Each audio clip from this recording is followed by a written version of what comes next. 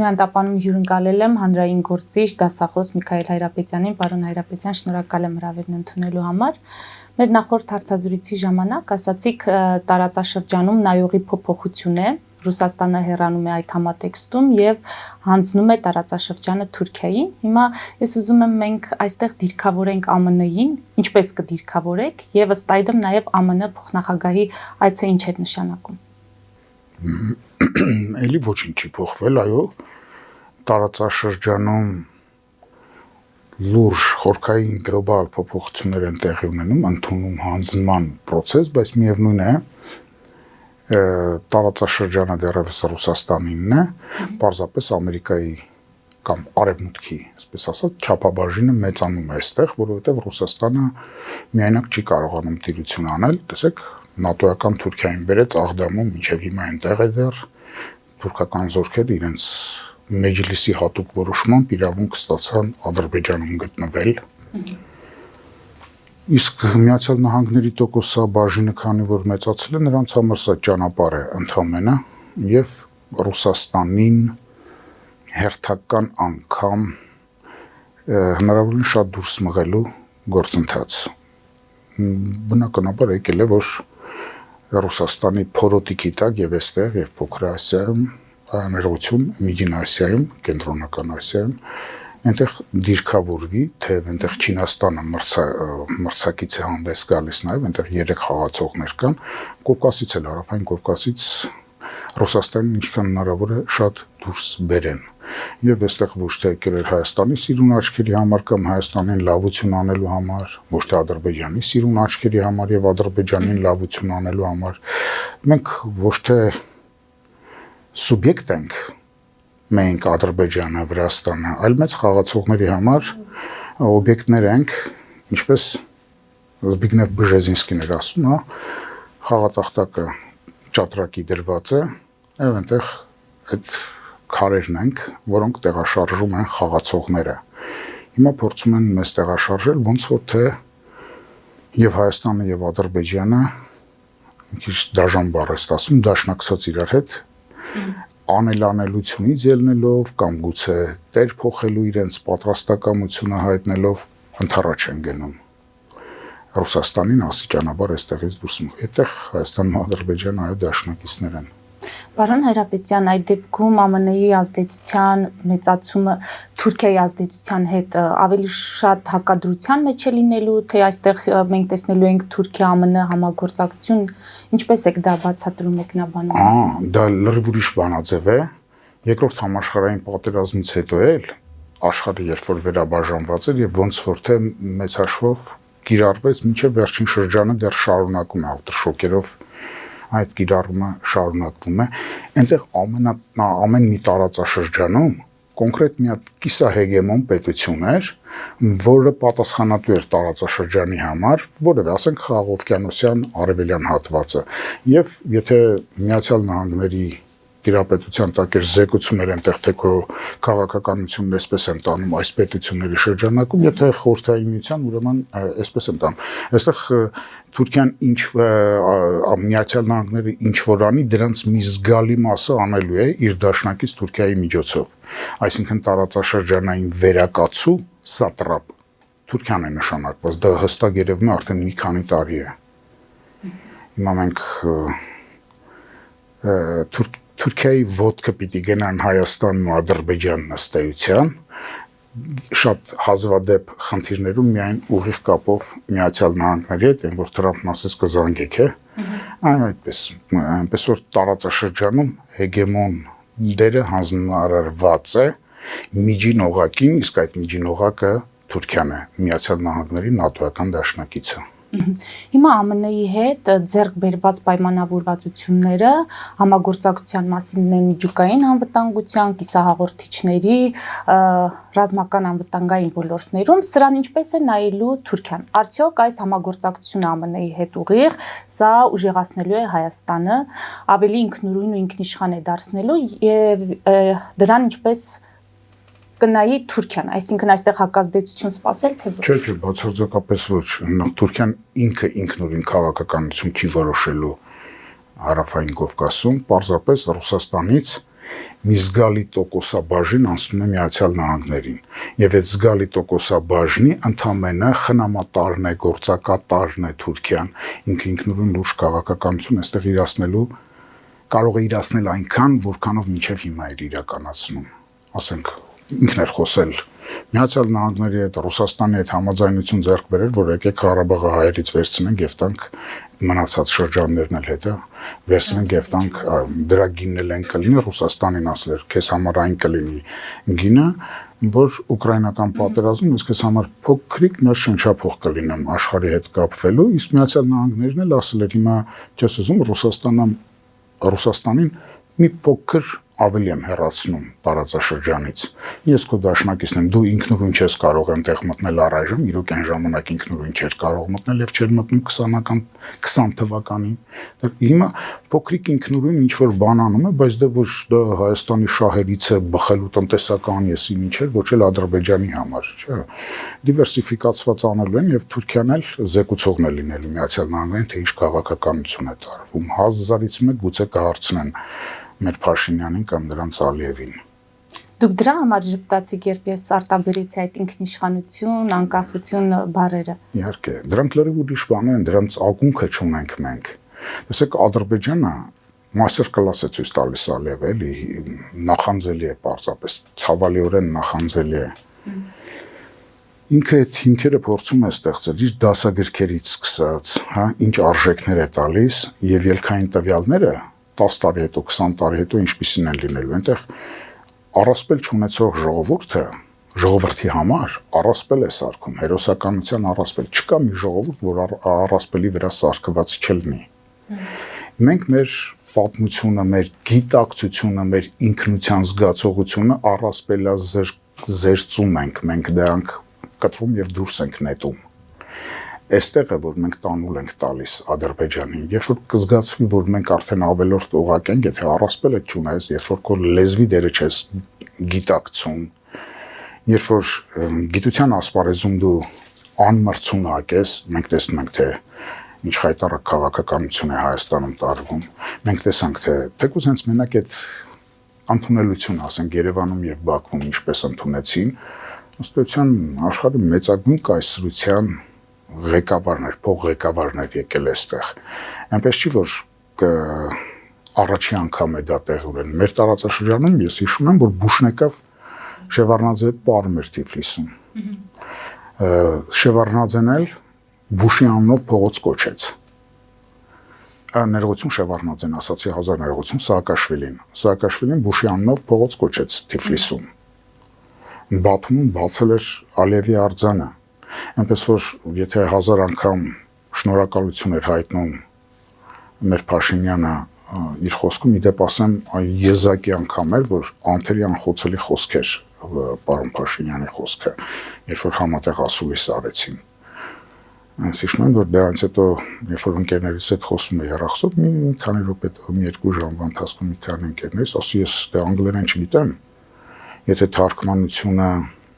ճիշտ էր, ուրիշ բան է, բայց վերապահում ունեմ, որտեղ մի քանի տարի առաջ էլ այդպեսի խայտառակ թարգմանություն արեց կառավարության թարգմանիչը։ Իշնոք մի հատ աղջիկ էր, որ բոլորը արձակվել են այդ խեղճ աղջկա վրա, թե ինչ վատ թարգմանեցի, լավն ունենակ, այսպես փնթի ենք մենք որպես պետություն։ Այդ ընդունելությամբ իսկ Փաշինյանի խոսքը, եթե առանձին վերցնենք, իրոք հրաշալի էր, որովհետև ինքը տեսավ Զելենսկու հետ ինչպես վարվեցին Թրամփը եւ ընդ որում Զելենսկու հետ կարող էին վարվել, մեզ հետ էլ կարող էին վարվել, բայց ռիսկ չէր անի, չէ՞, հիշում եք առաջին պաշտոնավարման ընթացքում Թրամփին ինչ էր ասել Հյուսային Կորեայի ղեկավարը, այն դիկտատորը, այն ցնդած բիձաբան, ինչ ասեք ասել է, բայց դա ոչ մի կերպ չխանգարեց, որ Թրամփը վազելով գնար նրա հետ հանդիպեր։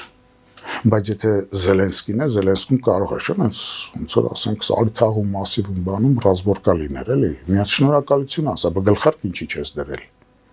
Հաջորդ անգամ Զելենսկին շնորհակալություն էր հայտնում 3 բառից 2-ը Թրամփի հետ հանդիպմանը,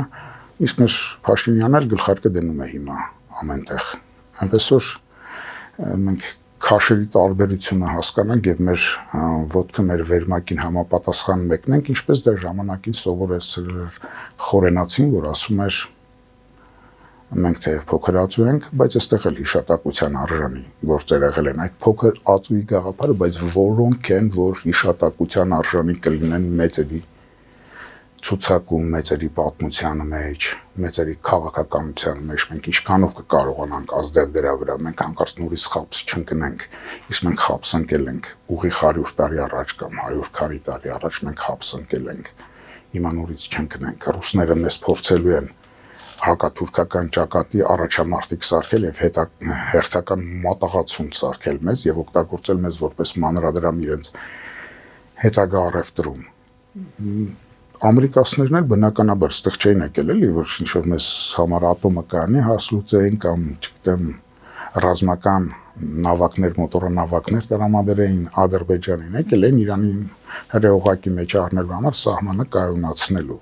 Հիմա եթե հետադարձ հայացքով նայում ենք, մենք հասկանում ենք 20 թվականին ինչ եղավ։ Ուրեմն Ադրբեջանի այդ պայմանավորվածությունները շատ ավելի վաղուց էին եղել 20 թվականին, որ այդ սահմանը, որ շատ երկար էր մեր եւ Իրանի միջև եղած սահմանը,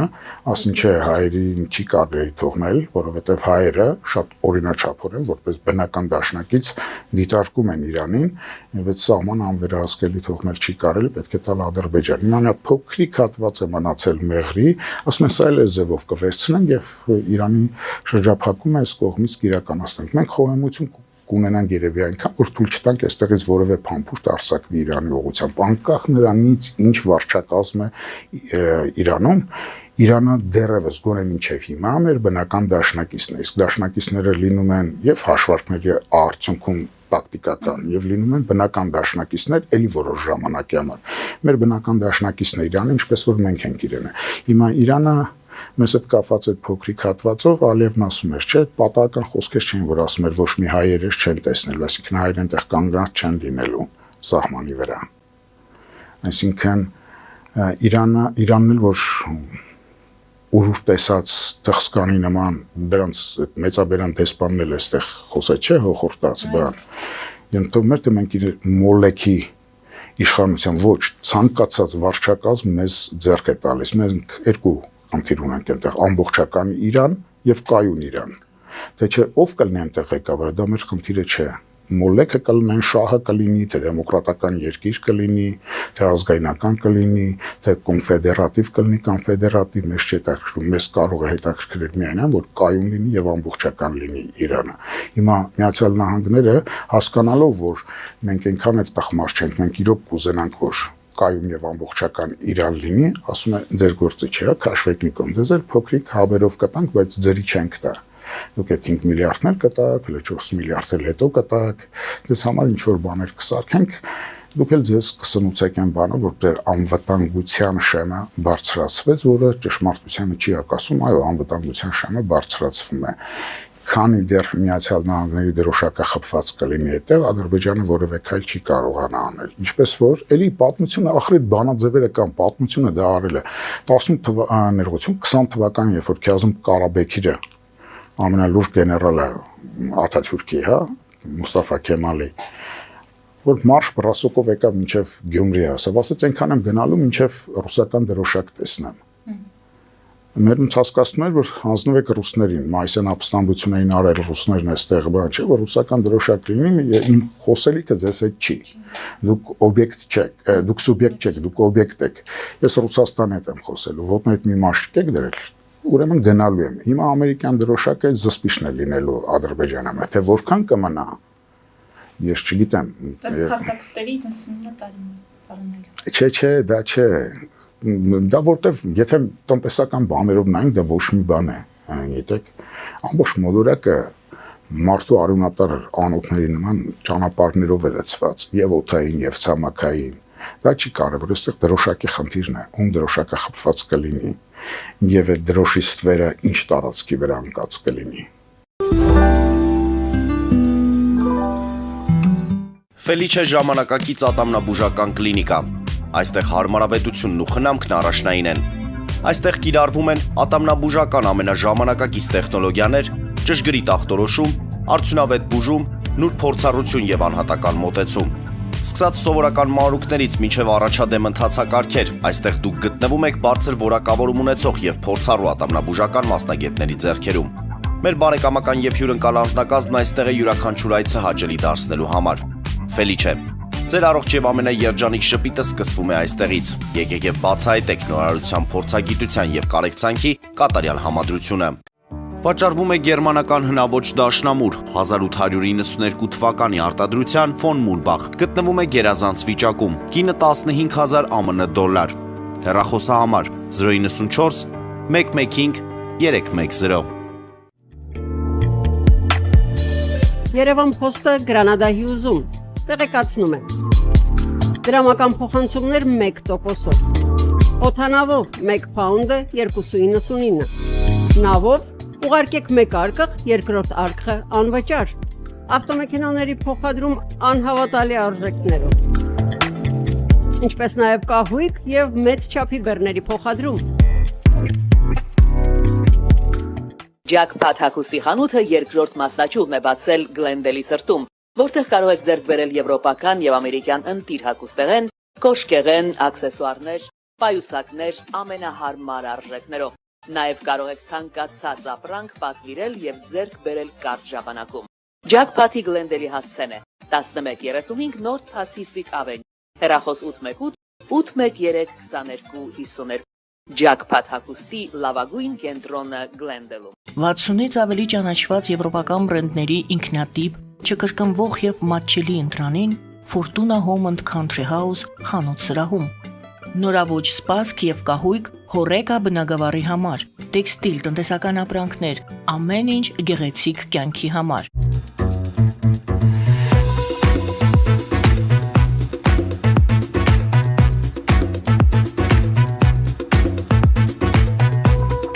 Արարատ ռեստորան, ընտանեկան եւ ընկերական ժամանցի լավագույն հասցե, սիրված արտիստներ, հյուրընկալ մթնոլորտ, հարուստ ճաշացան, անմահական խորտիկներ։ Արարատ ռեստորան, հասցեն անփոփոխ, սիրով սպասում ենք ձեզ։ Լավագույն պաղպաղակ, բնական, համեղ եւ մատչելի գներով պաղպաղակը կարող եք ձեռք բերել բոլոր հայկական խանութներում։ Պահանջեք հայկական պաղպաղակ, Թամարա պաղպաղակ։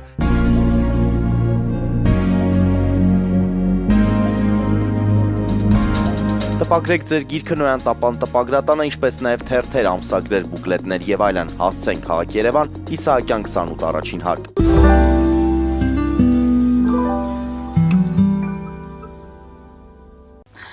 Ռուսաստանից այդ հնարավոր ռիսկերի հետ կապված դուք մտահոգություն ունեք, հիմա ինչ եք կարծում, ռեսուրս ունեն։ Մենք տեսնում ենք, որ այս իրադարձությունների ֆոնին դրանից առաջ իհարկե սպառնալից հիշեցումներ եղան Լավրովի մակարդակով, բայց դրան հետևեցին արդեն Գալուզինի, Կոպիրկինի մակարդակով կառուցողական հայտարարություններ, մասնավորապես, որ իրենք պատրաստ են քննարկել թրիփին իրենց մասնակցությունը, Ինչ կարող եք ասել, այսինքն նրանք ռեսուրս ունեն այս պահին։ Մենք գիտենք, որ փափուկ ուժով են փորձելու հանրային տրամադրությունները փոխել, նրանք ամեն դեպքում առերեսվել են այդ տրամադրությունների հետ, գումարներ են հատկացնելու, որպեսզի իրենց ազդեցության գոտիներում տրամադրություն փոխեն։ Առաջին այսքից տրամագծորեն տարբեր բաներ գուցե կասեմ։ Դրանք են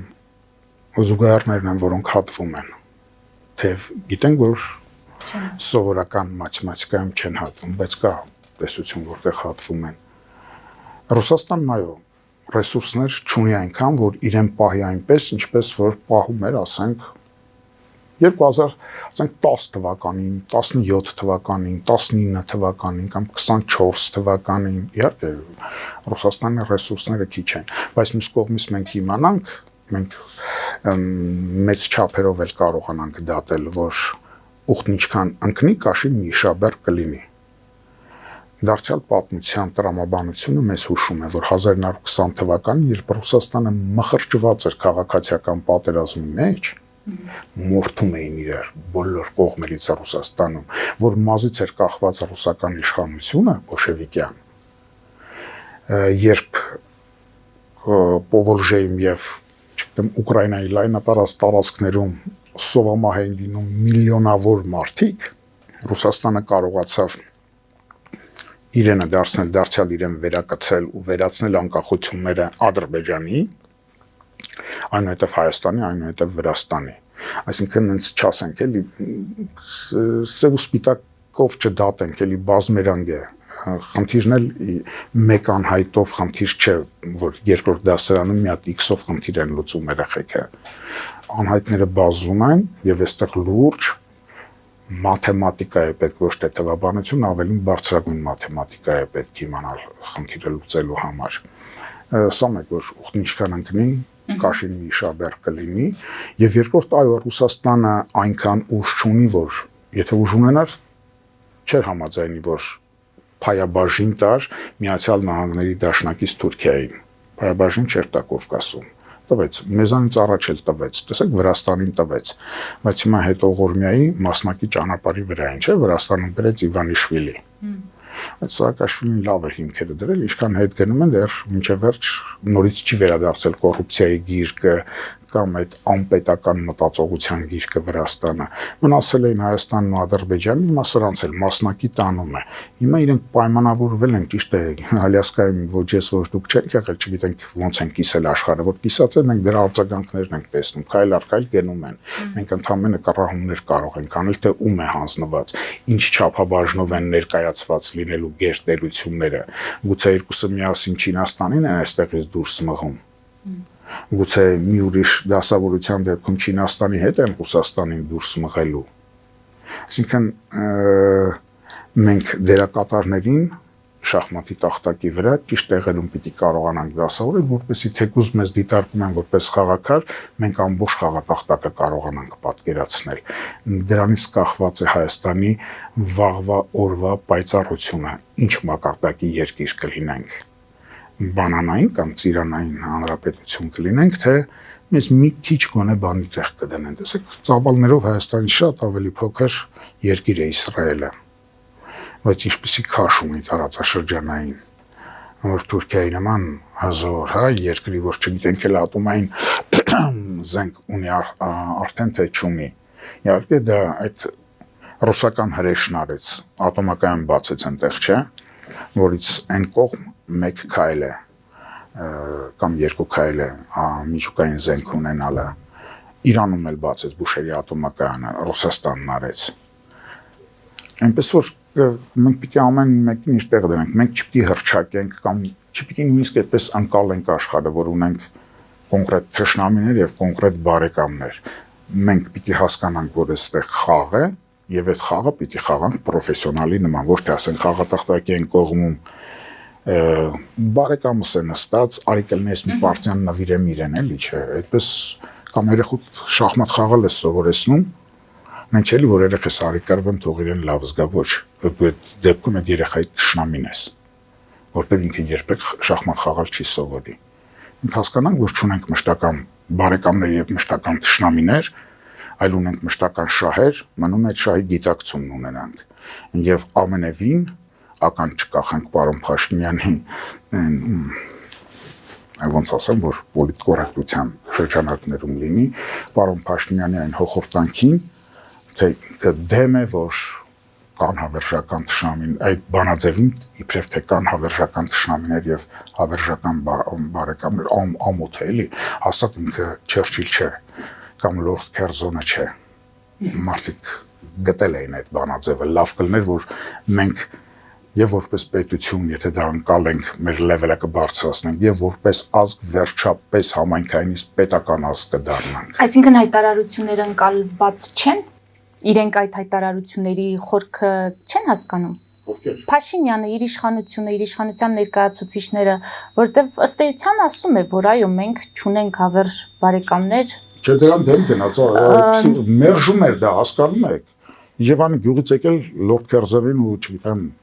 Չերչիլին է մերժում։ Նախ պիտի մի բանով ապացուցես, որ դու դրա իրավունքը վաստակել ես։ Մենք իրավունքի լուրջ ճգնաժամ ունենք։ Իրավունքի անկալման լուրջ ճգնաժամ ունենք։ Ընդ որում համազգային ճգնաժամ ունենք անկալումների մակարդակում։ Չէ, այդպես չէր ասել։ Ինքը ընդհակառակը հրաժարվել էր։ Իսկ որ Թրամփ, չգիտեմ, այդ Թրամփ, Վենս գալիս են այստեղ գալիս են իրենք Իրանի խնդիր լուծելու եւ Չինաստանի խնդիր լուծելու։ Մենք ընդհանրապես գործիքներ ենք, եթե դա չենք պատկերացնում ամոթնես։ Ներեցեք, պարոն Հայրապետյան, Փաշինյանը 3 հանրայինի եթերում ասաց, որ Հայաստանը չի ներքաշվելու որևէ կողմից, որևէ կողմի դեմ, այսինքն չի դառնալու գործիք որևէ պետության ձեռքին դեմ եւ Երևանը գործելու է բացառապես իր շահերից ելնելով։ Հիմա ուրիշ հարց է, մենք կհավատանք կամ կտեսնենք համապատասխան գործողություններ թե ոչ։ Հիմա ուզում եմ փորձենք այս նախընտրական մթնոլորտ տեղափոխվել։ Փաշինյանի վերընտրությունը, վերարտադրությունը իշխանության, սա ինչպիսի Հայաստան կապահովի։ Կամ դաշտում ունենք իրապես այլընտրանք, որը եթե մենք մտածենք, որ գնանք եւ ընտրենք այդ մարդկանց, ուրեմն իսկապես կկարողանանք Հայաստանի շահերից բխող իշխանություն ունենալ հետագայում։ Նախ ասեմ, որ ապրի պարոն Փաշինյանը, որ այդպես է ասել, չեմ հետևել, բայց Վենսի հետ ասուլիսին հետևել եմ եւ ասացի կրկնեմ անխոցելի խոսքեր իր խոսքը։ Ի տարբերություն Վենսի ընդունելության Հայաստանում մետաղարողակարգային բաների, որ մենք խորը գեղի տպավորություն թողեցինք, եթե մենք Ադրբեջանի ընդունելությանն ենք հետևում։ Հա։ Հիմա այդ անդրադարձը ներքին բնականաբար Վենսն եկել էր ասաց, քանի անգամ վարչապետին շնորհակալություն հայտնեց։ Այսինքն վարչապետը հիմա ինքնուրույն անձ է, թե ներկայացնում է հայ ժողովրդին։ Եթե հայ ժողովրդին, ուրեմն պետք է հայ ժողովրդին շնորհակալություն ասեր սա հայ ժողովրդի բան։ Այսինքն եկել էր քարոզարշավ էր անում, բայց այս քարոզարշավ անելու համար հենց ինքն էր ճղճղոցը դրել Վենսը Թրամփի հետ միասին, թե Զելենսկին գնաց Բայդենին էր այնտեղ Բայդենի քարոզարշավ էր անում Միացյալ Նահանգներում, երբ որ գնաց այդ ռազմական գործարան բան, ինձ ասում են ինչ իրավունք ունեք մտցնելու։ Մենք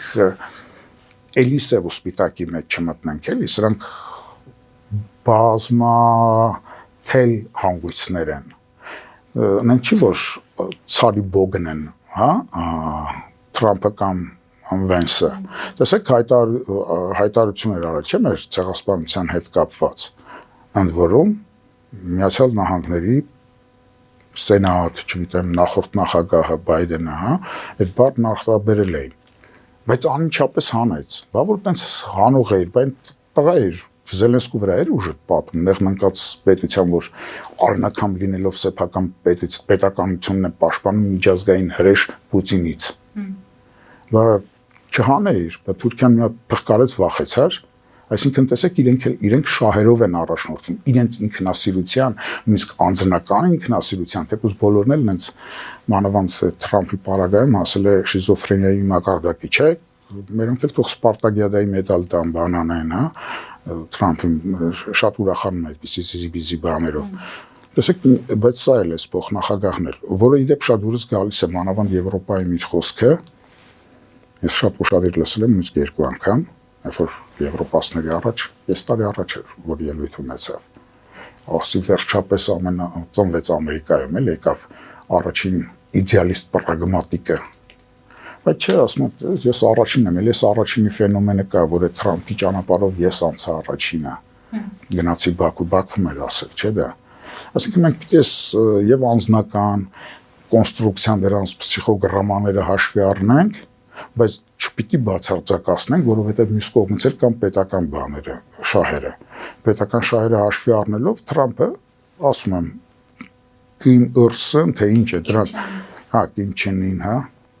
դրա թքածը երեսին ասեց անձրև է, դրանից հետո գնաց այդ հանդիպում ունեցավ։ Հանուն իր պետության, բա որ այդքան մեծամիտ ինքնասեր է իր բաները, Զելենսկու վրա ուժը պատում էր։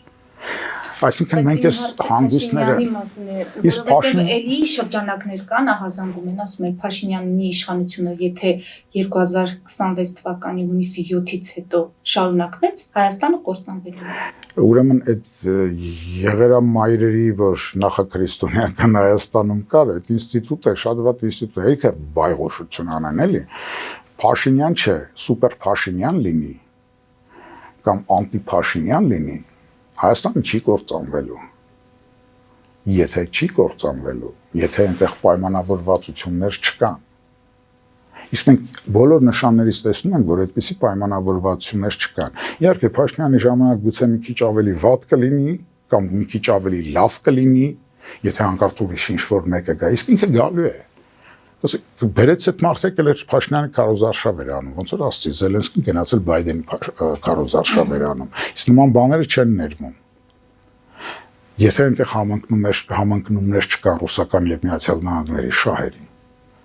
եթե համընկնումներ կան, Փաշինյանը կրած է, խնդրեմ չունի։ Իսկ եթե չկան, դրանցից որևէ մեկը կպատժի, ցանկացած ինչ-որ մեկի ձեռքով կպատժի նրան, իշխանությունից կհեռացնի։ Բայց ինչպես տեսնում եմ, չէ, մինչև 28 թվականը ոչ հաջորդ ընտրությունները, որոնք Փաշինյանը լինելու է Հայաստանի ղեկավարը, որտեվ եւ Պուտինն է գոնե այսօրվա դրությամբ այդ գծի վրա, որովհետեւ դեռ հավակնություններ ունի, շանսեր ունի, որ այդ ճանապարհում ինքը իր փայաբաժինը կունենա իրեն մինչև վերջ տարածաշրջանից դուրս չնետի, հույսեր ունի եւ կփորձի աշխատեցնել եւ դա է ողջամտությունը եւ ամերիկյան վարչակազմը երկրորդ մարդը եկավ ասաց այդտեղ Վենսի խոսքի մեջ կարծեմ թե դրա թարգմանության հետ կապված վիճաբանություն չեղավ, չէ, ամենակարևոր պահը այդ քրիստոնեության մասին երբ որ խոսում էր ինքը իդեպ Թրամփի նախընտրականում էլ դա կար, որ գալիս են վարավելքի ճնշված քրիստոնեայի ժողովուրդներին, այնտեղ մի հատ շատ լուրջ ներողություն, շատ լուրջ մարդ կա այդ վարչակազմում, դրանց արտգործնախարարը, պետքարտուղարը Ռուբիո, եթե չեմ սխալվում, հա, հիշում եք, որ ճակատին նույնիսկ սև խաշն արած կաթոլիկական այդ մղումով քրիստոնեական, այսինքն արժեքների վրա հենված պետություն է, բայց այդ արժեքները երբեք չեն խոչընդոտում, որպես իրենց պետական շահը, երբ որ սեղանին դրված է լինում, այդ արժեքների եզրերով քայլեն։ Հիմա մենք դիասկանանք ինչ խորությամբ են քայլում սրանք, ամերիկացիք որ գալիս են։ Թող լապշա չկախեն մեր ակաշներից, թե եկավ Հայաստանը փրկված է, եւ մյուսներն էլ չգիտեմ, հենց վայհուշություն չանեն, թե վայ աման, հեսա մենք պատժվելու ենք, Հայաստանը չի լինելու, Հայաստանը լինելու է, իսկ այդ լինելությունը իրոք ոչ Պուտինից, ոչ Թրամփից, ոչ հետ Թրամփներից է կախված լինելու, այլ մեզանից, բացառապես մեզանից, մենք որքան հոգեղոր կարծրություն ունենք, ամրություն ունենք, որոնք են կարևոր արժեքները, որոնցից ոչ մի քայլ հետ չենք գնում, ինչպես շքեղ գրող ունենք, Մուշեղ Գալշոյան, ասում է հողը մարդու ազգակիցն է, արյունակիցն է, նա կսպասե ու կսպասե, հողի կորուստ, անդարձ կորուստ չէ, լաո, մարդու կորուստ է, անդարձ կորուստ, այ մենք մարդակենտրոն հայրենիք երբ որ ունենանք, դա շատ ավելի լուրջ ատոմային զենք է, քան Ռուսաստանի կամ Միացյալ Նահանգների կամ Չինաստանի ունեցածը։ Շնորհակալ եմ։ Ձեզ շնորհակալություն։ Մեծ դիտողներին հիշեցնեմ, որ զրուցում էի հանրային գործիչ դասախոս Միքայել Հայրապետյանի հետ, մեր ուղիղ եթերները կարող եք դիտել Patreon-ում, նաև այդ հարթակում աջակցել մեզ էկրանի երևացող QR կոդով։